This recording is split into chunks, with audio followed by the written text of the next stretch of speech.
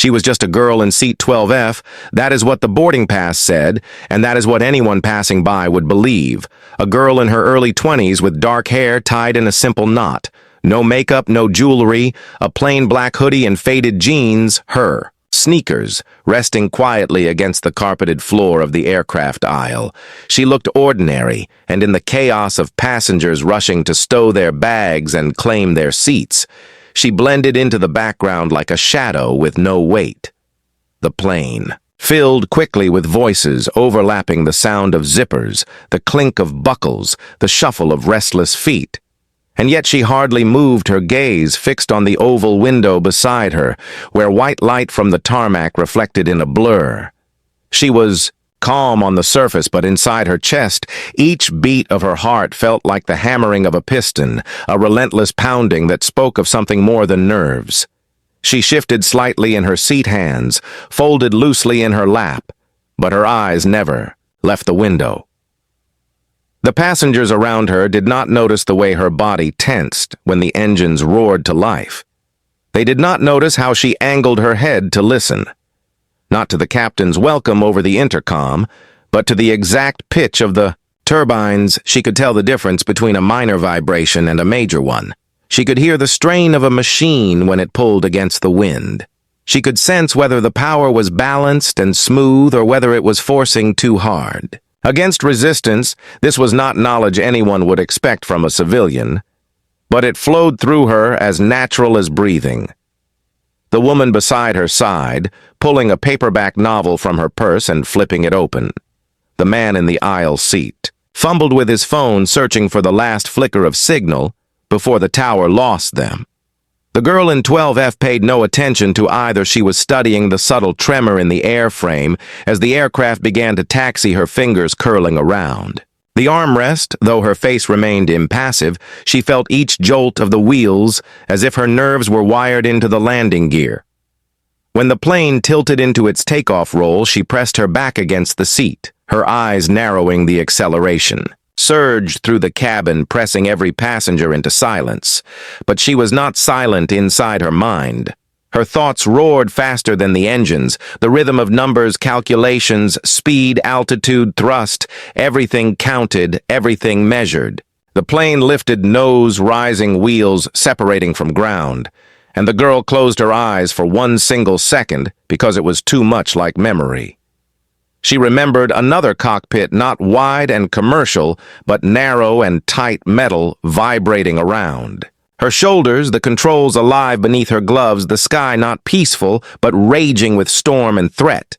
She remembered voices in her headset, sharp, clipped, urgent. They had shouted her call sign and demanded her response, and she had responded.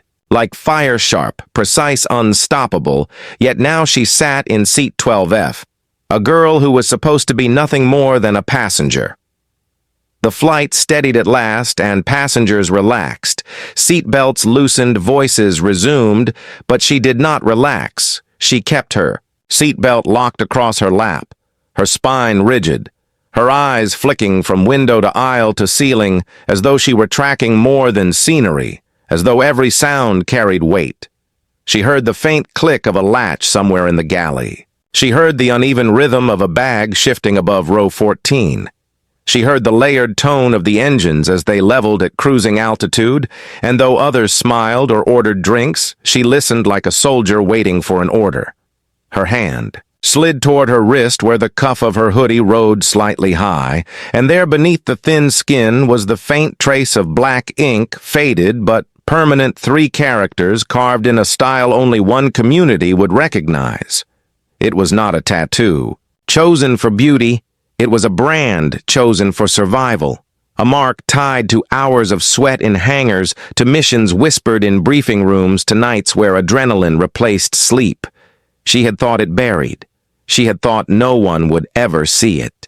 Again! She adjusted her sleeve quickly, hiding it from the world. But her heart pounded harder because for a second she thought the man across the aisle had noticed him with his neat shirt, his close-cropped hair, his straight posture. He did not look like the tourists flipping through magazines or the business travelers tapping on laptops. He looked trained, his eyes sharp, his silence deliberate. She told herself it was coincidence that his glance carried no meaning, but she could feel the weight of it lingering like a question unspoken. The intercom chimed, and the captain announced turbulence ahead, his voice casual, his tone practiced, but she gripped the armrest before the words even finished because she had already felt the shift in the airflow. She had already seen the faint shimmer of the clouds through the window. She knew what was coming. Long before the plane buckled slightly and passengers gasped, her knuckles whitened on the armrest, yet not with fear but with recognition. Recognition of the sky when it chose to fight. The turbulence shook harder. Cups rattled in trays, luggage thumped in bins. The woman beside her clutched her novel tighter, muttering a prayer. The man in the aisle cursed under his breath. But the girl, in seat 12F, kept her breathing steady. Her eyes half closed. She let her mind drift, not to fear, but to procedure bank angle thrust correction timing. She could see the maneuvers in her head as though she were flying herself, and for one heartbeat, she almost forgot she was not. When the shudder eased and calm returned, the passengers sighed relief. Some even laughed nervously. But the girl remained still, her hands resting once more in her lap, her sleeve carefully pulled down her gaze, drifting, again to the window where the clouds spread like endless white terrain beneath the sun. The engines hummed a lullaby of power, steady, relentless. And yet she felt no peace. Because deep inside, she knew that the sky did not let go of its pilots, so easily it followed them, it haunted them, it called to them. And as she leaned her head slightly against the seat pretending to rest, she knew that someone would eventually hear that call, and that when they did, her secret would no longer belong to her alone. The cabin lights dimmed and the passengers settled into the rhythm of flight screens flickered with movies. Soft conversations rose and fell. A baby cried, then quieted under the hum of the engines. But the girl in seat 12F did not join them. Her posture never eased. Her focus never drifted. She remained silent. Though her pulse thundered like distant artillery in her chest, as though her body remembered something her mind tried to forget. Every sound reached her with sharp clarity. The metallic clink of a tray latching the shuffle of shoes against carpet. The hushed chatter between attendants near the galley. She caught each note and weighed it instinctively like a soldier conditioned to scan for signals she should not have. Had such instincts, not if she were what she appeared to be, just another passenger heading east to some destination no one would remember yet. Instincts once forged in the crucible of the sky never die. They only sleep waiting for the next storm to wake them. Her gaze wandered to the overhead compartment above her row, where a bag shifted slightly with each bump in the air. It was nothing unusual. A harmless detail, yet she tracked it with the vigilance of a hunter watching prey, she noted. How far it might fall if the latch gave way, she measured the angle it could strike. She calculated without even realizing it, and then forced her eyes away, forcing herself to breathe as though she were normal, as though the girl she had been before. Seat 12F truly existed. The attendants came down the aisle, pushing carts, smiles, practiced voices steady, asking for drinks, snacks, meals. The man across the aisle ordered coffee. The woman beside her asked for tea. The girl in seat 12F shook her head, declining everything. Though her throat was dry, she could not relax enough to consume anything. Her stomach knotted with pressure. Her mind turning inward as though a hidden voice whispered from the past, a voice she had buried but could not silence. She remembered the endless drills, the brutal hours that forged her into something the Air Force had sworn they would never acknowledge. She remembered the simulators where failure was not measured in points, but in the cold glares of officers who reminded her that failure would mean more than shame. It would mean death. She remembered the night flights under black skies where stars vanished in clouds and radar painted enemies that were not supposed to exist. She remembered the words that bound them, all the words that promised their lives belonged to the mission, not to themselves. Her sleeve slipped slightly as she adjusted in her seat, and again the ink at her wrist caught her own eye. 3 faint characters still etched into her skin. I pulled the fabric back down quickly, but the memory surged the day that Mark had been burned into her identity. The day they had given her a call sign that carried weight beyond her years. She had been proud once, proud to stand among those few who earned the right to fly Raptors to wield speed and firepower that no enemy could withstand. She had believed the call sign was her shield, her honor, her destiny until the day everything shattered. The memory came in fragments, the blinding flare of an explosion, the shriek of metal tearing apart the violent spin of the world as gravity seized control, the breath crushed from her lungs as she fought to keep consciousness, her voice screaming coordinates into a dead radio. No answer, only static. The night she should have died, the night the record said she did die, the tribunal had erased her existence, declared her gone, sealed, her file, buried her name, yet she still breathed, seat 12F, a ghost among the living. Her pulse quickened. She pressed her nails into her palm, trying to anchor herself in the present, but the turbulence of her past dragged her deeper, every detail alive, sharper than the lights glowing faintly along the aisle. She heard once more the clipped voices of commanders calling her call sign, demanding her to push harder, faster, sharper. She felt again the pressure of G-forces bending her bones, the fire of adrenaline burning her veins. She tasted the copper of blood at the edge of her mouth after too many hours without rest. She had walked away from it all, broken, scarred, invisible, yet free. Or so she thought. The man across the aisle shifted and she froze. His eyes caught hers for a fraction of a second, no longer casual, no longer. Passing, they held intent. Curiosity, recognition. Her breath hitched, though her face gave nothing away. She forced her gaze back to the window, clouds rolling below, endless and white. Her reflection staring back at her, expressionless, yet inside her. Stomach twisted because she recognized something in him too. The stillness, the alertness, the way he had not closed his eyes for a moment since the flight began. She tried to dismiss it, telling herself he was a businessman trained to travel with efficiency, or perhaps ex-military, like so many men who carried discipline into civilian life. But the certainty gnawed at her. His glance had lingered on her sleeve earlier. She knew it. She had felt the burn of it against her skin if he had seen. The ink. Then he knew, and if he knew, then everything she had run from was collapsing faster than she could stop it. She leaned back, head resting lightly against the seat, eyes half closed, pretending to rest.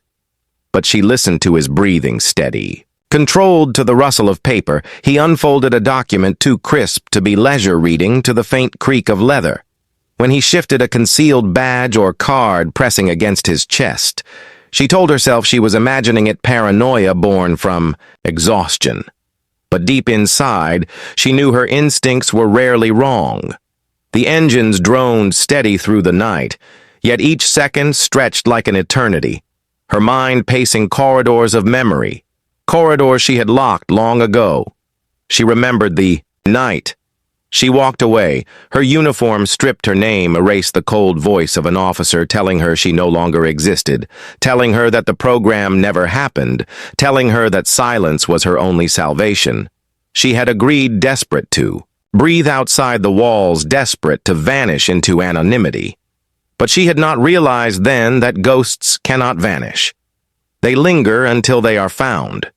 The call sign echoed in her mind, though she tried to push it away. 3 sharp syllables carved, like a blade meant to strike, fear meant to inspire awe. It was who she had been and who she could never be again yet as she sat in 12F. That name pulsed like a beacon, and she feared the man across the aisle had already heard its echo, whether in a file locked away in classified archives or in whispers among pilots who swore of a phantom Raptor that had vanished into the night. He knew, and if he knew, Then the storm she had outrun for years was finally at her heels. She clenched her jaw, eyes, still closed, body still as stone. The attendants passed again. Footsteps, soft voices, polite, but her mind was far away, far above in the black skies where she once belonged. She felt the throttle in her hand, the stick alive against her palm, the canopy. Curving overhead, she could see the blur of speed, the shimmer of missile trails. She could hear her own voice steady over the radio as chaos erupted around her. She could see the explosion that ended it all, or should have ended it all yet. Here she was breathing seat 12F and wondering if survival had only bought her a slower death. The man shifted once more, leaning slightly as if to adjust his seatbelt, but she sensed it was more than that. She sensed he was preparing, deciding, weighing whether to speak. She held her breath, though her eyes remained shut, feigning sleep. She felt the tension stretch between them tighter than any turbulence, tighter than the air pressure outside the thin skin of the fuselage. The moment passed, he said nothing, yet his silence was louder than words, and she knew that silence meant patience, patience meant certainty, and certainty meant danger. She exhaled slowly, her hands unclenching, her thoughts racing. She could not run, not here. Not in the middle of the sky, trapped in a narrow seat surrounded by strangers. She could only wait. And waiting was a battlefield of its own. She opened her eyes, staring once more at the endless clouds, her reflection staring back at her. A girl who was supposed to be dead, supposed to be forgotten yet, alive, trembling under the weight of secrets that refused to stay buried. The engines carried them east. The cabin lights glowed warm. The passengers around her drifted into slumber. But in seat 12F, silence was war, and she knew it was only a matter of time before the first shot was fired.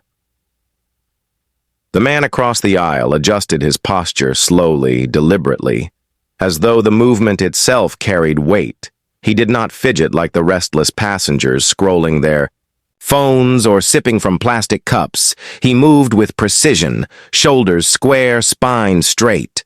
The kind of bearing that never left those who had been trained, drilled, commanded into perfection. His eyes flicked once toward her, then away. But the moment lasted long enough to stir unease deep inside her chest. She told herself not to look, not to acknowledge, not to give him reason to act yet. Her gaze betrayed her for the briefest second, locking with his, and in that instant, she saw confirmation. He knew, or at least he suspected, something about her was not ordinary, and though she had lived years pretending otherwise, her instincts screamed louder than reason, telling her the walls of anonymity she had built were thinning. He reached for the seat pocket, pulling out a folder that looked far too crisp for in-flight reading. Not a magazine, not a pamphlet, but official paper. Its edges sharp, its pages held with care. He flipped it open only slightly, and she glimpsed diagrams clean black. Lines forming silhouettes she knew too well, the unmistakable shape of fighter jets, the curve of wings, the thrust of engines. She felt her pulse stutter, because no businessman, no casual traveler carried such documents on a commercial flight. Her sleeve itched against her skin where the ink of her call sign remained, hidden, faded, but unforgotten. She tugged it lower, but she knew if he had already noticed, then it was too late. She forced her gaze back to the oval window clouds, shifting like a pale ocean beneath the fading sun. Her reflection in the glass, too calm, too quiet, betraying none of the storm boiling beneath her ribs. The plane shuddered lightly. Passengers murmured, but she barely felt it because her senses had narrowed to a razor edge focused on the man. His presence radiated the same silent authority she had seen in briefing rooms and hangars, the aura of someone carrying secrets too heavy for ordinary life. She wanted to believe it was coincidence. Yet coincidence never stalked her life, not then, not now. He sipped his coffee calmly, his movements precise, even in that small act, and then his eyes drifted back to her, resting, not on her face, but on her wrist, where the sleeve had slipped again by a fraction of an inch. She stilled her breath as he tilted his head slightly.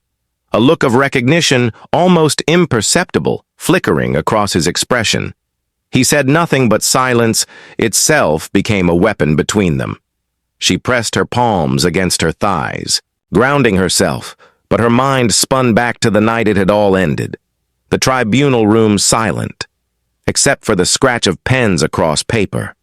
The officer telling her she was dead in every record, every archive, every whisper. She was erased her call. Signs struck from rosters, her missions reduced to shadows, her name dissolved into nothingness. She had accepted it because it was the only way to live. Yet here on this flight, the past had resurrected itself in the shape of the man across the aisle. He closed the folder carefully, sliding it back into his bag. Yet the damage was already done. She had seen enough to know he was not here by chance. His gaze lingered again, not long enough to accuse. Not long enough to confirm, but long enough to warn her that a question hung unspoken between them, a question with no safe answer. The woman beside her shifted, muttering something about the turbulence, then returning to her book. The man in the aisle of her row stretched, rubbing his temples. Passengers around them oblivious to the quiet tension thickening like smoke, but she felt it every second, every heartbeat pounding against her ribs like a countdown to exposure. She remembered the call sign again, the way commanders had barked it into her ears, the way fellow pilots had shouted it with fierce camaraderie, the way adversaries whispered it with grudging respect. It had once been her shield, her pride, her curse, and now it threatened to become her undoing. The engines droned steady, but to her, ears. Each note carried memory. The rumble of afterburners igniting the roar of thrust pushing her body back into the seat of a fighter, the crackle of comms in her headset demanding impossible maneuvers, the triumphant silence that followed a victory, and the crushing silence that followed failure. She had escaped it. She thought she had buried it. But sitting in 12F with the man across the aisle, she felt as though she had never left the cockpit at all. The intercom chimed again, attendants announcing. Meals, options offered trays, clattering passengers, lifting covers and plastic forks. But she declined once more. Shaking her head with a faint smile, the woman beside her accepted something. The man across the aisle accepted nothing. Both of them still, locked in a quiet duel, neither speaking, neither breaking the fragile veil of pretense. She shifted slightly, turning toward the window, yet her eyes flicked back. Quick as lightning. Scanning his movements, his hands rested calmly on the armrests. But she noticed the faint outline under his jacket. The rigid, square shape, no civilian carried that shape. She knew it from years of observation, a badge, a credential. Maybe something more. She forced herself not to react. Not to betray recognition, but inside her stomach clenched tighter. He leaned forward for the first time, pressing the call button above him. An attendant arrived, smiling polite. He asked for water. His voice calm, steady, measured, but in that brief moment when he spoke, she caught the cadence, not of a businessman, not of a tourist, but of command-clipped, precise, authoritative. She knew it instantly because she had heard it in briefing rooms, in control towers and mess halls filled with uniforms. His mask slipped only slightly, but enough for her to know. She looked away quickly, afraid he would see the spark of realization in her eyes. She focused on the clouds, endless and shifting across the horizon, yet the reflection in the glass betrayed the truth. Her expression taut, her lips pressed thin, her eyes too sharp for an ordinary girl on an ordinary flight. She wanted to rise, to move, to walk the narrow aisle and shake the weight of his presence. But she was trapped. Seatbelt. Snug, tray-locked body pressed against the constraints of normalcy. She despised the feeling, because once she had known freedom. Once she had commanded the sky at speeds that shredded the horizon. Now she sat in 12F, reduced to stillness, while the storm gathered silently across from her. The man sipped his water. his eyes meeting hers again, this time with no disguise. And though he did not speak, she read it clearly in his gaze, the unspoken words of recognition, the certainty that the girl in 12F was not who she pretended to be. He knew he had proof, maybe not enough to accuse openly, but enough to pursue later, enough to break her fragile anonymity. She clenched her fists beneath the tray, her nails pressing crescents into her palms. She wanted to vanish, to melt into the fabric of the seat, but invisibility was gone. It had slipped the moment he saw her wrist, the moment his folder revealed jets, the moment his voice betrayed command. The baby cried again somewhere in the back. The attendants hurried.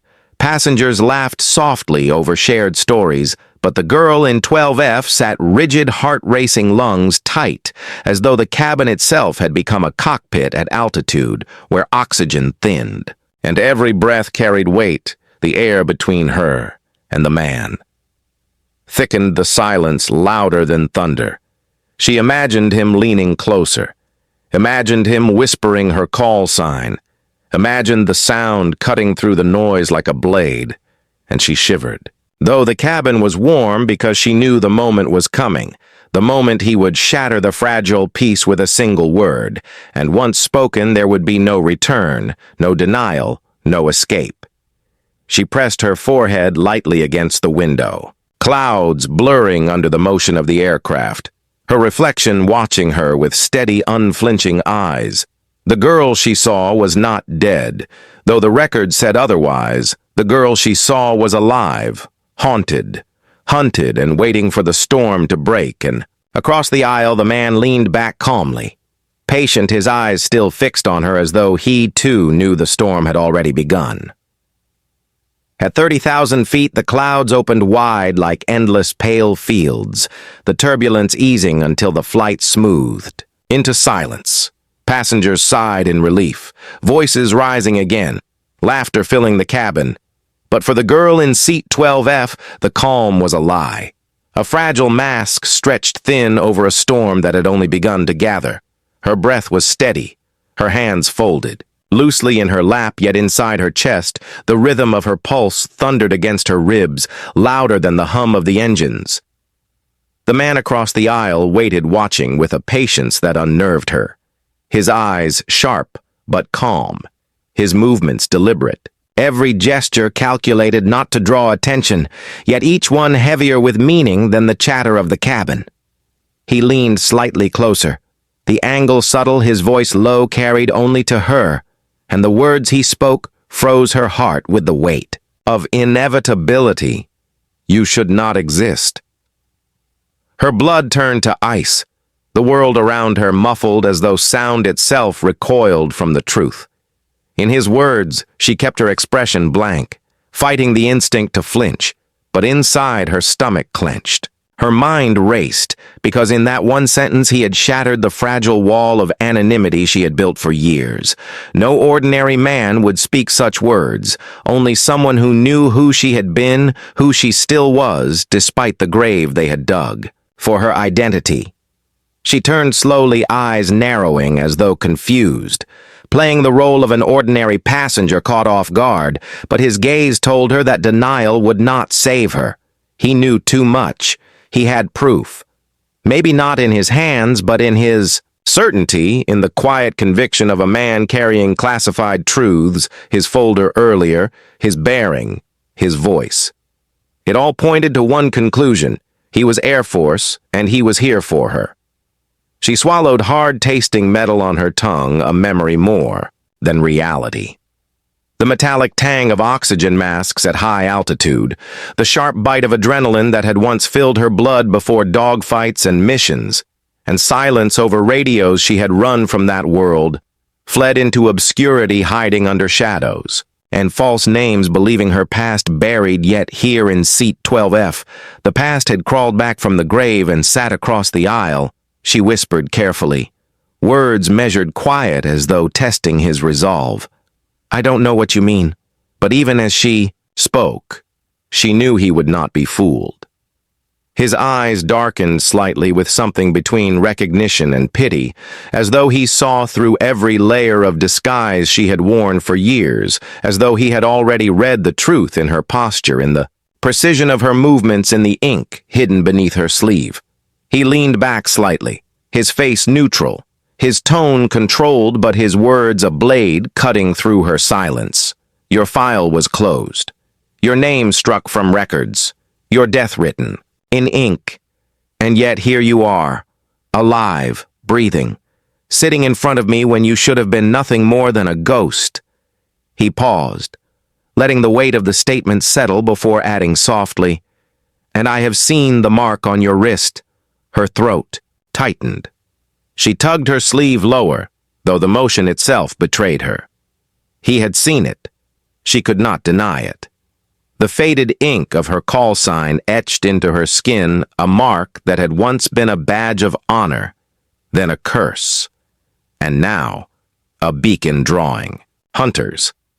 She wanted to disappear, to sink into the fabric of the seat and vanish into the clouds outside, but there was no escape. Not here. Not now. The hum of the engines pressed on steady, relentless, but to her, it sounded like the roar of raptors. In formation, the rhythm of her past echoing in the present, she remembered the hangars filled with steel and fire, the smell of fuel thick in the air, the voices of commanders barking orders sharp as gunfire. She remembered the pride she had once carried when her call sign was spoken, the thrill of speed, the terror of combat, and the silence of the tribunal that had erased her name.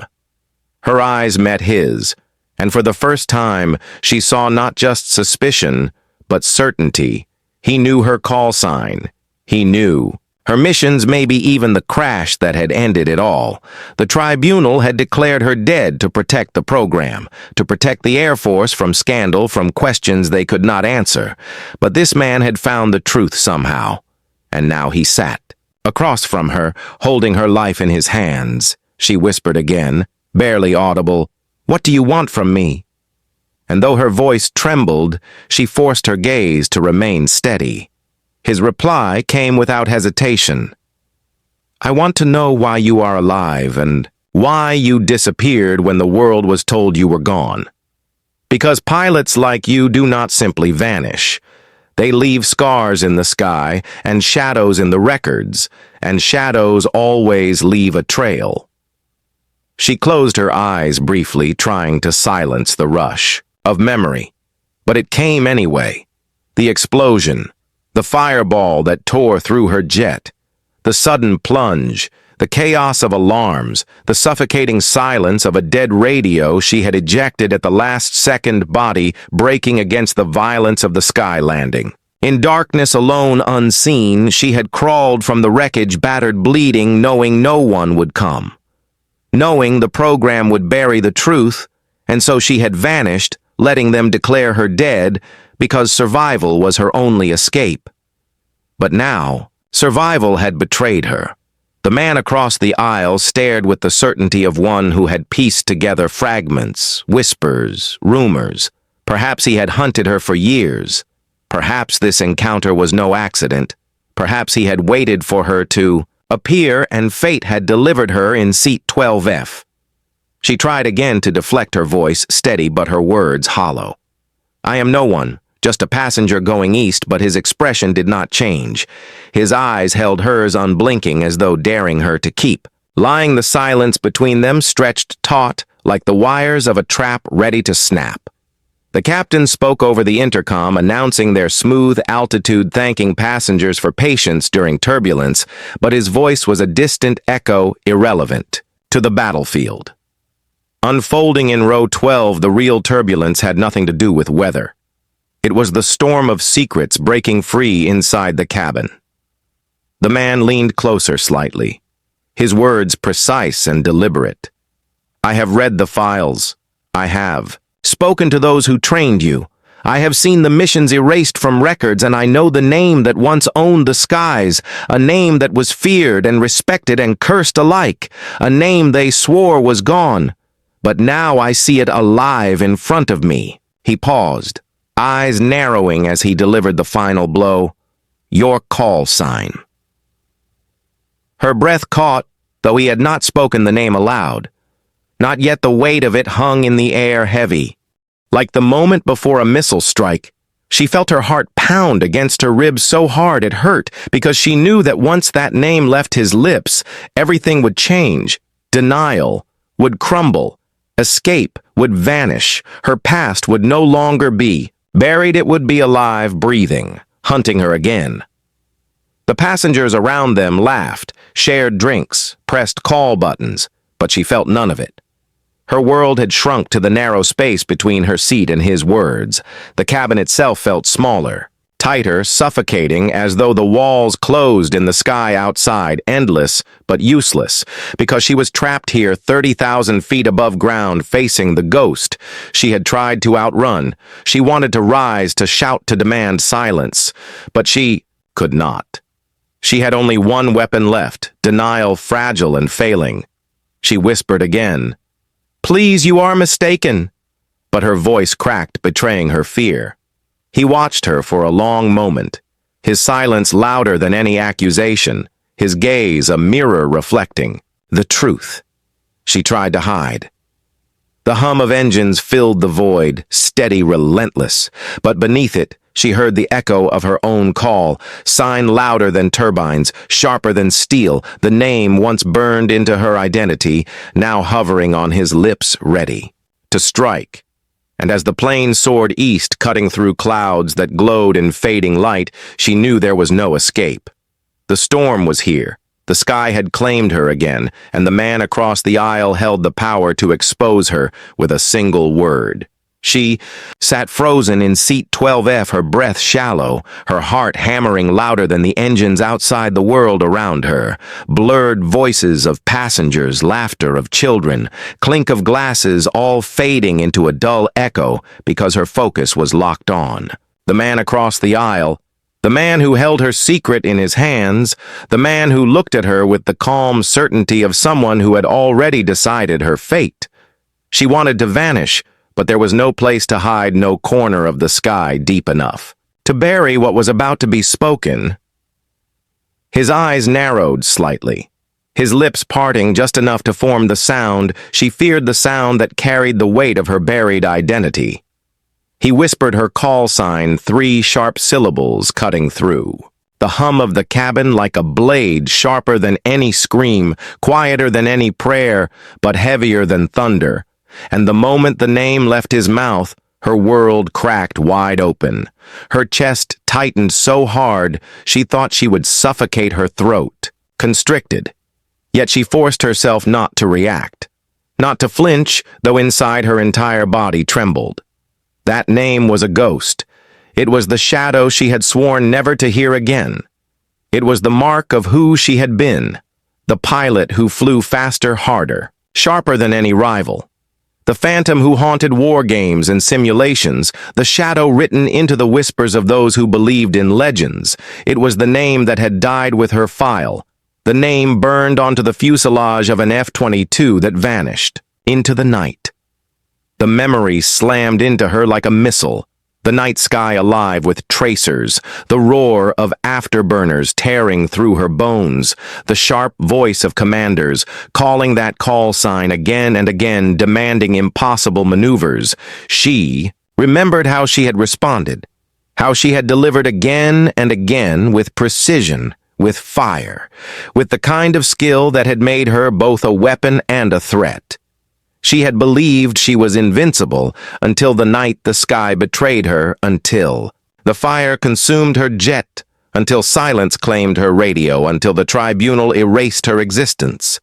And now the name breathed again alive on the lips of the man across the aisle. Her fingers dug into the armrest, her sleeve tugged low over her wrist. But the faded ink beneath still burned like fresh fire because his voice had awakened. It reminded her she could never erase it. No matter how long she hid, no matter how deep she buried herself, she could not undo who she was. She could not outrun the truth of her own blood. The man leaned closer, his words quiet, but each one a hammer against her chest. "They told me you were dead. They told me the crash consumed you, that nothing was left to recover. They closed the file. They sealed the program. They buried your name. But I knew no one could erase a call sign like yours, not without leaving questions, not without leaving whispers, and I followed those whispers until they brought me here." She turned her face to the window, the reflection of her eyes staring back steady, but inside chaos raged, she whispered, finally voice breaking. "Why are you doing this? Why now?" His reply came steady, measured, because the Air Force never forgets the ghosts it creates, and because some ghosts are too dangerous to leave unchained. His certainty chilled her because she knew he was right. She had been dangerous not because of what she did, but because of what she knew. Missions, classified secrets, sealed victories, unrecorded defeats erased. She carried inside her the truth of operations that never officially happened. She was living evidence of programs denied to the public, and if he had found her, then others would follow others who would not simply whisper her call sign, but chain her to it until she drowned beneath its weight. Her breath trembled as she remembered the tribunal. The sterile room, the officers with cold eyes, the way they declared her dead, without flinching, without hesitation. Because her survival was an inconvenience, her silence, their salvation. She had agreed because survival meant escape, freedom. A chance to live as no one, as nothing, but she had not realized that freedom was only temporary, that ghosts cannot stay hidden forever. The man continued, his voice steady, unwavering. "I saw the ink on your wrist. I knew then it was you. That mark is not a tattoo. It is a brand, a promise forged in the program. It is the kind of mark no one else would wear because no one else survived long enough to carry it." Leaned back, his gaze unrelenting. "You may deny it, but the truth has already been spoken. Your call sign is alive again." Her stomach twisted as though the cabin itself had turned upside down. She wanted to scream, to tell him to stop, to tear the name from the air and bury it again. But she could not. The sound of it still echoed in her ears, still pulsed in her veins. She remembered the pride she once felt hearing it, the thrill of belonging to something larger than herself, the fierce camaraderie of pilots bound by names instead of numbers. But now it was a curse, chains tightening around her throat. The passengers around them remained oblivious. The woman beside her flipping another page, the man at the aisle snoring lightly, heads resting, against windows, headphones playing music. But none of them knew that war raged silently in row 12, a war without guns, without missiles, a war fought with silence and secrets. She tried again, whispering, desperate, "Please forget it. Let it die. Let me stay dead." But his gaze hardened, and his reply came cold. "They will never let you stay dead, not when your existence means their lies unravel, not when your survival means their secrets are at risk. They will come for you. If I found you, they will, too." Her chest tightened until she thought it would break. She closed her eyes, hearing again the explosion, the tearing of metal, the silence after the crash. She remembered crawling from the wreckage, broken, bleeding, the tribunal room that followed. Declaring her gone, she had thought the world would never speak her name again. She had thought the sky had released her. But now she knew the sky never releases its pilots. It only waits until they are called again. The man leaned back, finally silent. But his silence said more than his words. His certainty lingered heavy as smoke, his patience sharper than any blade. He would wait. He would not press her here, not in front of strangers. But she knew the moment the plane touched ground, the battle would begin. She would have to choose to run again, or to face what she had fled for so long.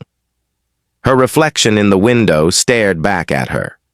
A girl who was supposed to be gone yet alive, breathing, trembling. Haunted, she felt the weight of her call, sign pressing down, suffocating yet alive. And she knew survival had betrayed her once again. The engines hummed steady, The cabin calm, but inside her a storm raged. The storm of a ghost dragged back into the light. A ghost with a name spoken once more. Alive.